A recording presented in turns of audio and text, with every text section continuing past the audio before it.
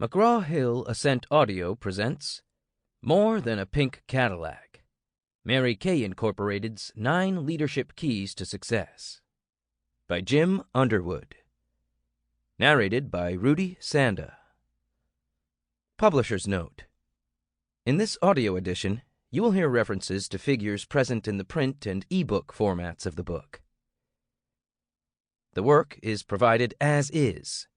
McGraw-Hill and its licensors make no guarantees or warranties as to the accuracy, adequacy, or completeness of or results to be obtained from using the work, including any information that can be accessed through the work via hyperlink or otherwise, and expressly disclaim any warranty, express or implied, including but not limited to implied warranties of merchantability or fitness for a particular purpose.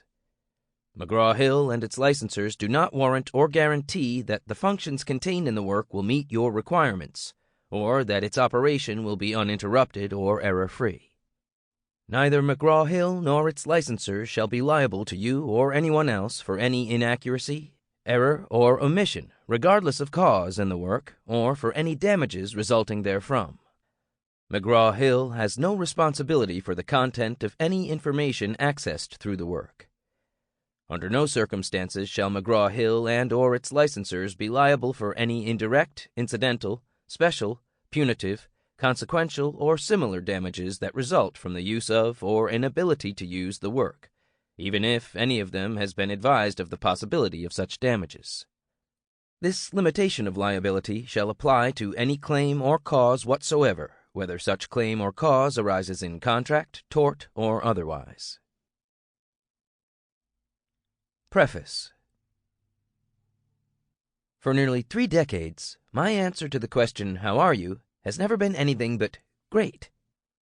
I must admit that as I close in on my 70th birthday, feeling physically great is not always possible. But when I answer that question with great, I'm referring not to my physical state, but to my emotional state. Everyone at Mary Kay, Inc. responds the same way to that question. Why? Because we all learned from Mary Kay Ash herself that there is no other acceptable answer.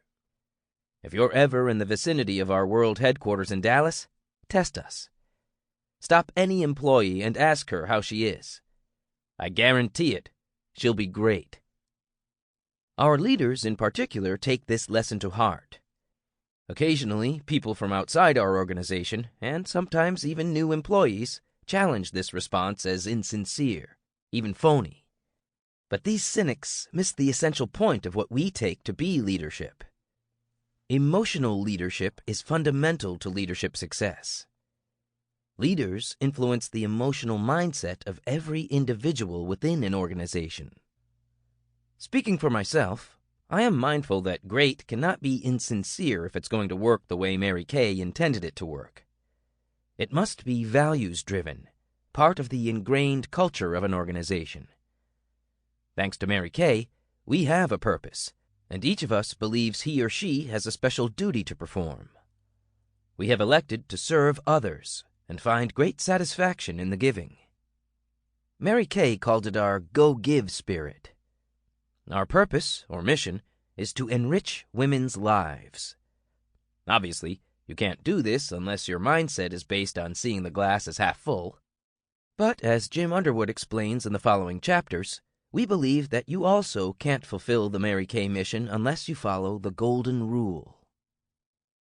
As to the Pink Cadillac in this book's title, yes, that's the best-known image of our company, and probably one of the most recognizable symbols in the history of marketing. And yes, it's a form of recognition for an individual who has done an outstanding job of distributing our products, which happen to be cosmetics. But this trophy on wheels is a symbol of something far greater. It is a symbol of a whole way of doing business which we call the Mary Kay way. This book provides insights into a unique and phenomenally successful business.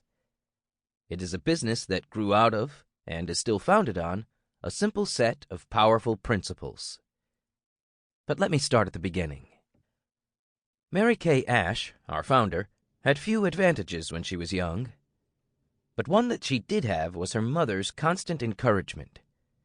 "You can do it," the mother told the daughter. and the lesson stuck. It was sorely tested when Mary Kay started her career in direct sales as a Stanley Home Parties dealer just after World War II. She learned very quickly that she could not stand up at a Stanley party and explain to her hostess and guests that because she wasn't feeling well that evening, they would have to excuse her substandard demonstration. As Mary Kay liked to say, "That dog won't hunt." She knew she had to be great, or most likely there would be no sales and no profits, and her young family might go hungry. After setting up her own company, she learned another lesson about the positive power of great. When those around her became more positive because of her attitude, they became more enthusiastic, and performance soared. She often said, "Act enthusiastic, and you'll be enthusiastic." She added, "Nothing great was ever accomplished without enthusiasm." Mary Kay knew that in each human being there is a purpose. In her words, God didn't have time to make a nobody, only a somebody. Many people outside our organization might consider these phrases trite, but they were one important way Mary Kay influenced other people's emotions and exerted her leadership. Management scholar John Cotter writes that leadership consists of creating a vision, aligning others to that vision, and then inspiring them to achieve the vision. In my opinion, no one in American business has done that better than Mary Kay Ash. Mary Kay knew her purpose in life. She also knew somehow that her purpose was larger than her own life. When Morley Safer of TV's 60 Minutes news magazine suggested that she was using God to further her own ambition, Mary Kay responded without hesitation that he had it backward. She sincerely believed that God was using her to accomplish his purposes. She was confident that there was a grand pattern to her life. In the 30 years I knew her, I never saw her waver from her purpose, not once. I invite you to think about how many people you've met about whom you'd say the same thing. Mary Kay viewed her company as a family, a living community that she strove to perpetuate. She talked of P&L not as profit and loss, but as people and love. She knew that maximizing profits could not serve as the driving purpose of a company that hoped to sustain itself over decades. Make no mistake, Mary Kay knew profits were important, but they were only a means to an end. They would finance the next round of investments and make possible the next installment in a saga of enriching women's lives. She knew she had to be generous, investing in her employees and the members of her independent sales force. And she had to build binding ties of trust and loyalty, starting within the corporate family and extending all the way to her tens of millions of customers.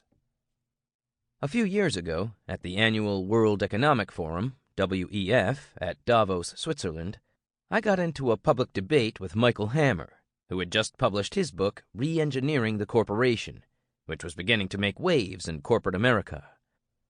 I disagreed with Hammer on some key philosophical points having to do with re-engineering, the central prescription of which seemed to boil down to the far less attractive process of downsizing. Since then, despite setbacks to the larger field of re-engineering, downsizing is still rampant among U.S. corporations. Mass layoffs continued at a record high in the early years of the 21st century, with an average of almost 2 million workers expelled from their jobs annually. Since that time, downsizing seems to be corporate America's favored approach to increasing productivity and profits, enhancing shareholder value, and dominating global competition. Of the world's top 1,000 corporate leaders attending that WEF meeting, I'd guess a majority shared this view of corporate responsibility and leadership. In fact, in my 40 years of executive experience, which has included much contact with fellow business leaders, one version or another of this approach, vision and strategy couched in warlike, almost inhuman terms, has been the rule rather than the exception. What's interesting and troubling about this is that employees and organizations view leadership in entirely different terms. They want their leaders to have high integrity, show respect, be honest, be fair, and even be compassionate. Shouldn't we listen to them if we want their best? I try to conduct myself as a servant leader, and I suggest that the most effective leaders in history have had the same mindset. I really believe corporations can be major instruments of social change, as Mary Kay has been in empowering women. They also can serve a higher purpose, as in advancing women's health, funding cancer research, eliminating violence against women, and preserving the environment. I believe the success of future corporate leaders will be measured not by gargantuan profits, obscene executive stock options, and simple shareholder wealth creation, but by contributions to sustainable communities, ecosystems, and economies, and, above all, as custodians of the human spirit. These elements should define and drive a leader's purpose. Mary Kay got at her purpose in many ways both large and small. I distinctly recall our internal telephone directory when I joined the company in 1973. It was in alphabetical order by first name.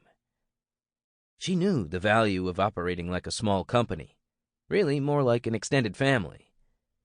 That practice still lives today. Top executives of this company, whose independent sales force numbers more than 900,000, still take the time to call each person who has a family tragedy, a health problem, an accident, or a death, to let each one know that we care as an extended family about her or him as an individual. We also remember birthdays and the Christmas holiday with a personal card, not to mention letters praising career accomplishments. It's vital to us to maintain the connectedness of a small, tightly knit family, even though we have become a multi-billion-dollar enterprise. When I was president of Mary Kay, Inc., I insisted on taking every call that came to my office from the field sales organization. Thanks to our excellent customer service training, the vast majority of such calls that might have ended up in my office were answered satisfactorily before they reached me, but the offer stood. You probably can guess that as a hands-on leader, only steps down the hall from Mary Kay Ash, I liked being in touch with our customers. Truth be told, when our customer service improved to the extent that I started feeling out of things, I found a new way to stay personally connected. I would often slip down to the Director Information Services telephone bank, pop on a headset, and answer calls for a while. It wouldn't take me long to get a feel for the attitude of the field or to figure out where our next business challenge might be coming from. I learned to listen carefully from Mary Kay. She believed that being a good listener is vital to being a good leader, and she made all of us around her believe that as well. But there was something more her leadership style required of me: to think like a woman. Mary Kay reminded me on more than one occasion that I was thinking like a man on some issue. That mindset simply won't cut it in a company with an independent sales force of nearly 1 million women, and so I and other males learned what, for lack of a better term, might be called empathetic thinking. And we are better leaders for it. Earlier, I noted that Mary Kay Ash had a sense of destiny. She also had a keen sense of her own mortality. In the early 1970s, she personally took on the challenge, through books, speeches, videos, meetings, and other media, of making sure that her life's mission would carry on after her. She also knew she would need people who understood how to perpetuate her beliefs. As Jim Underwood explains, she focused on what she called her national sales directors, the top rank of the independent sales organization. She entrusted those leaders with her purpose, insisting over and over that they had to be prepared to carry on our mission when she no longer could. The Nationals, as we affectionately call them, did take up her purpose when Mary Kay became ill and after her death on November 22, 2001. Few leaders have surrounded themselves with such an all-encompassing succession plan, and few have executed it so masterfully. Although she frequently operated in the realm of the visionary, Mary Kay also understood that we had to implement on a day-to-day level in order to perform our jobs excellently. When she hired her first employees, she developed a small pink card that spelled out our service promise to our customers in fine detail. 40 years later, we still provide this card to new employees. Because of our relationships with our sales organization and theirs with their customers, we have to be a zero-tolerance company in terms of implementation errors. Back orders are costly, of course, but we think of them in more human terms. They cause pain for both the salesperson and her customer. Shoddy or impolite service will cause the immediate and direct loss of a customer, but more than that, the customer will link any ill will to the person she bought the product from, as well as the company whose name is on the package. We invest heavily in training and in state-of-the-art customer service contact programs, such as our Preferred Customer Program and Internet programs, to ensure that our customers are surrounded by service. Yet, we realize that we can never do enough. Jim Underwood quotes one of our favorite Mary Kay sayings, "Never rest on your laurels. Nothing wilts faster than a laurel sat upon." As this book goes to press, the company is investing tens of millions more dollars in a new supply chain management system that will alter every employee's job within a year or two. When that program is complete, there will be another system improvement, and then another. When it comes to providing better customer service, change is constant. The secret to coping with change in an environment like ours is to rely on what doesn't change, the values that drive our organization. Jim Underwood has appropriately made those values the centerpiece of his book, and we thank him for that. Mary Kay, Inc. is composed of ethical leaders whose purpose does not waver. When we change, we do so because we think we have found a better way to accomplish our purpose. Our assumption is that if we change without reference to our purpose, we will get into trouble, and if we do that often enough, we will fail. But we won't fail, because we've been taught by the Master. We know our purpose. It's enriching women's lives. Dick Bartlett, Vice Chairman, Mary Kay, Inc., August 2003. Introduction. A different kind of company. I get interesting reactions when I tell people I've been studying the Mary Kay organization. "Oh," they say, "that's the company I've seen on the news, the one that gives out those pink Cadillacs." Almost everybody knows that much about Mary Kay, Inc., but beyond a little knowledge of the company's products, cosmetics, few people outside the company know anything more. Mary Kay, Inc. is a lot more than a symbolic pink Cadillac.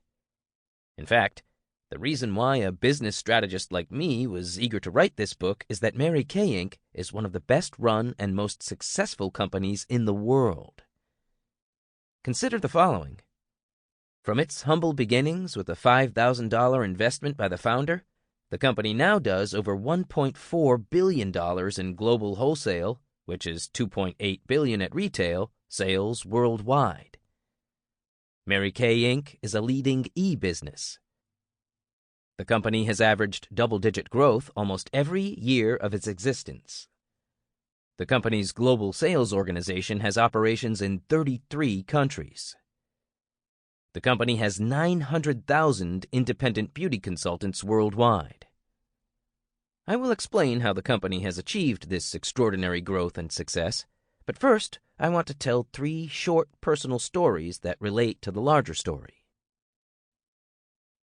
A vendor encounters Mary Kay, Inc.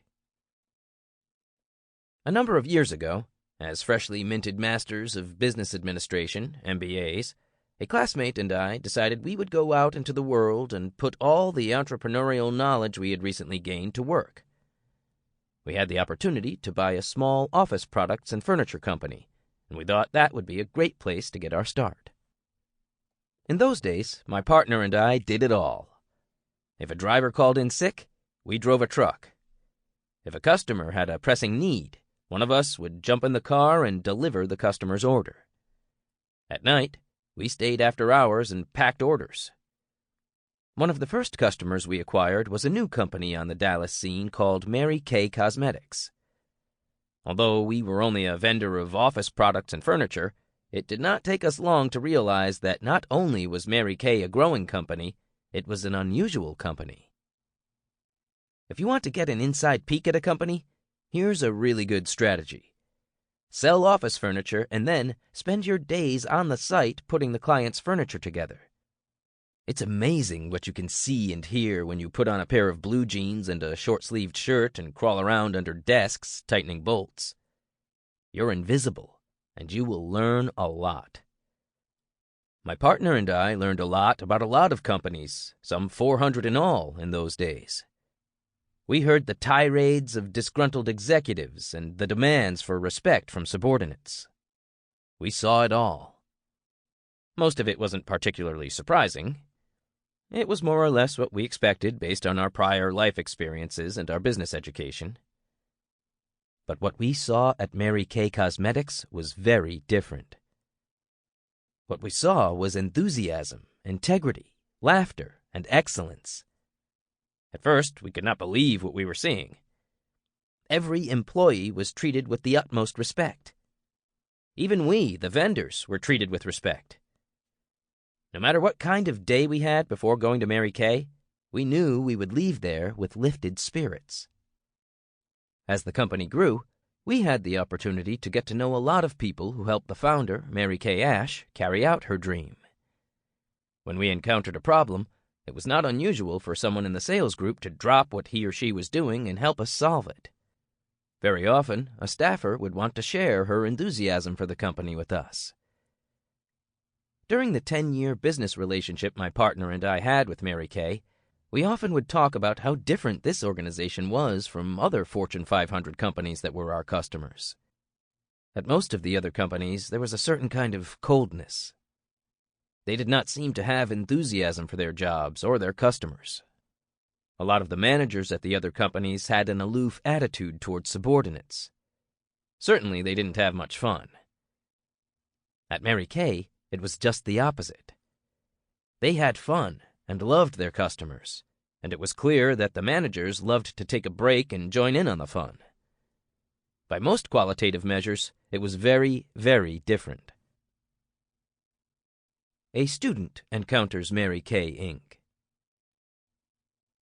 What is it that makes outstanding companies different?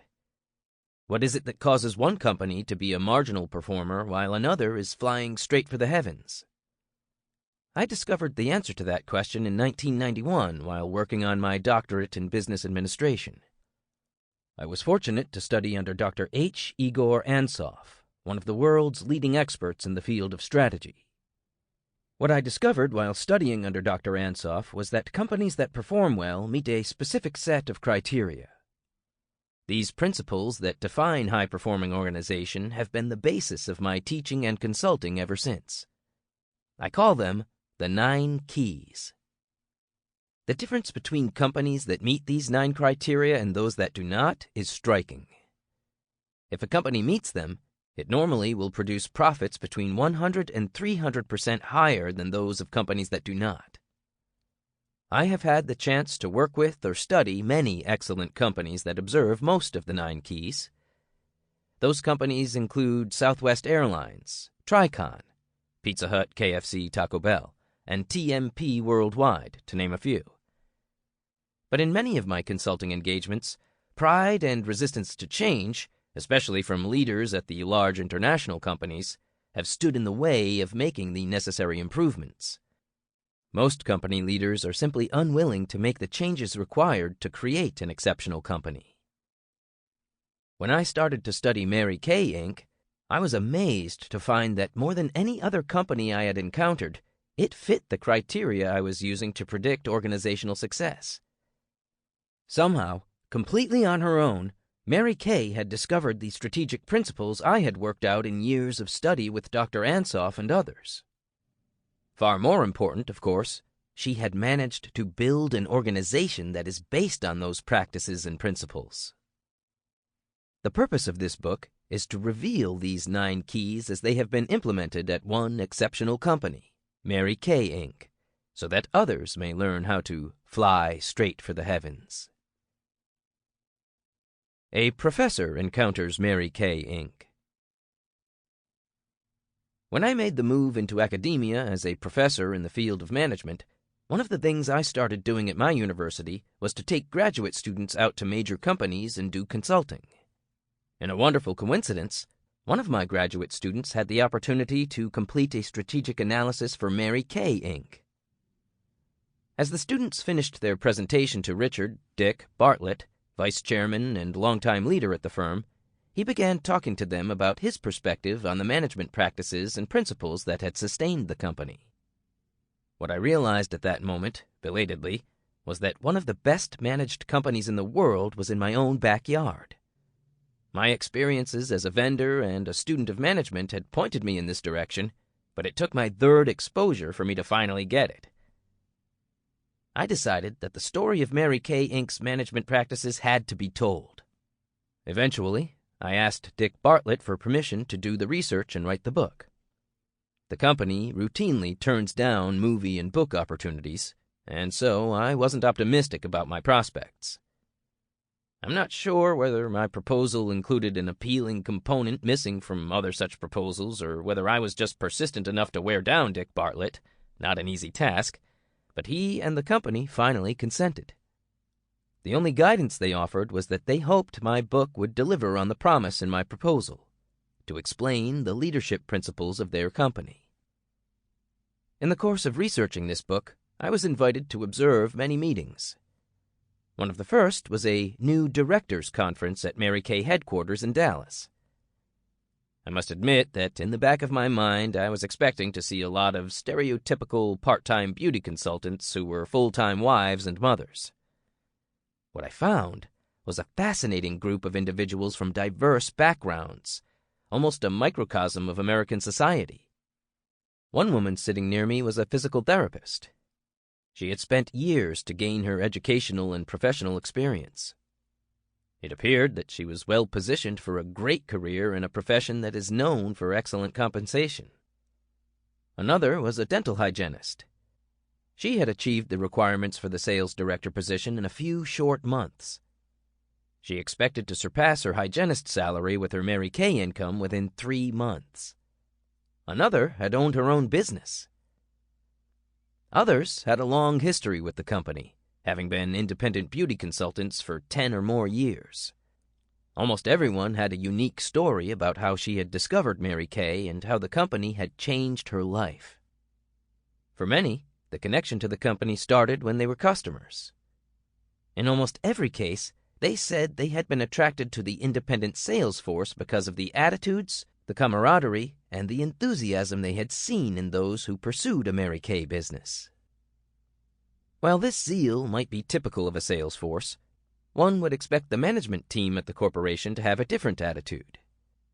What I found at the company was the same level of enthusiasm I had found in the independent sales force. In numerous interviews with senior executives, I observed that they also are personally touched by their experiences in this warm environment. Many say that what happened to them in their careers at Mary Kay is that they changed in attitude, life goals, and most important, their business philosophy. Some might describe direct sales companies as being a bit cult-like in nature. There is a strong culture in companies like Mary Kay, and while it may have originated with a single charismatic individual, Mary Kay Ash herself, now the entire leadership team and the rank and file have taken up the cause. It is clear that after more than a decade and a half without Mary Kay Ash in day-to-day management, the firm is not at all dependent on her continued charismatic presence. It is, however, dependent on her principles. Mary Kay Ash was held in the highest regard by everyone who had any contact with her, whether a person worked for the company or not. The firm's management endured some difficult times learning how to make the transition to her retirement and ultimately her passing.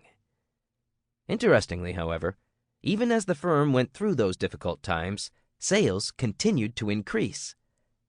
In fact, except for a short period of time, the average annual sales increase has been in double digits. What is it that has made this a successful company? Why do grown men become downright emotional and passionate when they relate Mary Kay Ash stories, or, more important, when they talk about the countless lives she touched. Sample complete. Ready to continue?